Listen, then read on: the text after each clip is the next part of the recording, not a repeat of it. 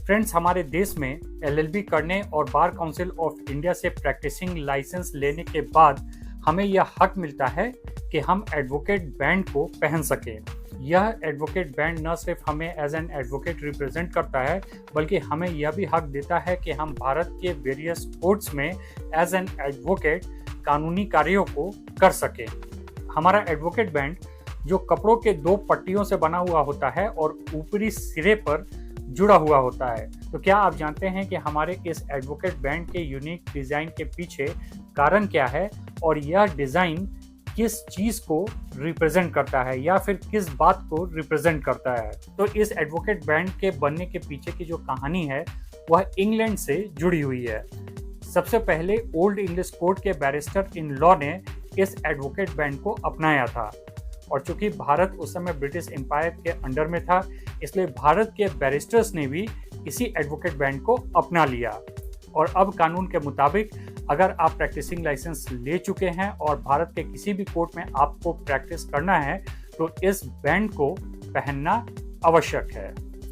और इस advocate band के बनने और इस यूनिक डिज़ाइन को अपनाने के पीछे की जो कहानी है वह भी बहुत ही यूनिक है। एडवोकेट बैंड की यह कहानी जो है वह कनेक्टेड है मूसा और टैबलेट ऑफ स्टोन से। मिस्र के सिनाई प्रायद्वीप में संत कैथरीन के पास स्थित एक पर्वत है जिसका नाम है सिनाई पर्वत। यहूदी, ईसाई और इस्लामी परंपरा के अनुसार सिनाई पर्वत ही वह स्थान है जहां मूसा को परमेश्वर के द्वारा 2 पत्थरों पर खुदा हुआ 10 कमांडमेंट्स यानी कि परमेश्वर की 10 आज्ञाएं या फिर यूं कहें कि 10 हुक्मनामे की प्राप्ति हुई थी। मूसा को परमेश्वर के द्वारा मिले हुए इन 2 पत्थरों को टैबलेट ऑफ लॉ या फिर टैबलेट ऑफ स्टोन्स कहा जाता है। मूसा को परमेश्वर के द्वारा प्राप्त हुए यह दोनों पत्थर राउंड ऑफ रेक्टेंगुलर शेप की बनी हुई थी, जिसकी तस्वीर अभी आपको अपने स्क्रीन पर दिखाई दे रही होगी। एक पत्थर पे 5 कमांडमेंट्स यानी कि प्रभु की 5 आज्ञाएं यानी कि परमेश्वर के 5 हुक्मनामे लिखे थे, जबकि दूसरे पत्थर पर 5 और कमांडमेंट्स यानी कि परमेश्वर की आज्ञाएं लिखी हुई थी। अब क्रिश्चियनिटी के अनुसार यह जो 10 कमांडमेंट्स थे यानी कि परमेश्वर की 10 आज्ञाएं जो थी वह इस पृथ्वी पर पहला कोडिफाइड लॉ माना जाता है। क्रिश्चियनिटी में यह एक फर्म बिलीव है कि यह जो 10 आज्ञाएं परमेश्वर के द्वारा दी गई थी यही इस पृथ्वी का पहला कोडिफाइड लॉ है। और यही कारण था कि जब ओल्ड इंग्लिश कोर्ट्स ने एडवोकेट के लिए एक बैंड बनाने को सोचा तो इन दोनों पत्थरों को ध्यान में रखकर एडवोकेट बैंड को बनाया गया है। अब आप इस एडवोकेट बैंड और दोनों पत्थरों को देखें।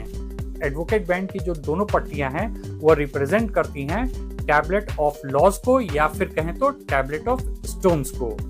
और चूंकि क्रिश्चियनिटी में यह फर्म बिलीव था कि यह 10 आज्ञाएं जो प्रभु के द्वारा दी गई हैं वह इस पृथ्वी का पहला कोडिफाइड लॉ है, इसी कारण से एडवोकेट बैंड बनाने समय टैबलेट ऑफ स्टोन्स को ध्यान में रखा गया था। और एडवोकेट बैंड की दोनों जो पट्टियां हैं वो रिप्रेजेंट करती हैं टैबलेट ऑफ स्टोन्स को और इस पृथ्वी के पहले कोडिफाइड लॉज को as per the belief of the Christianity. तो इस प्रकार से इंग्लैंड में शुरुआत हुई इन एडवोकेट बैंड्स की।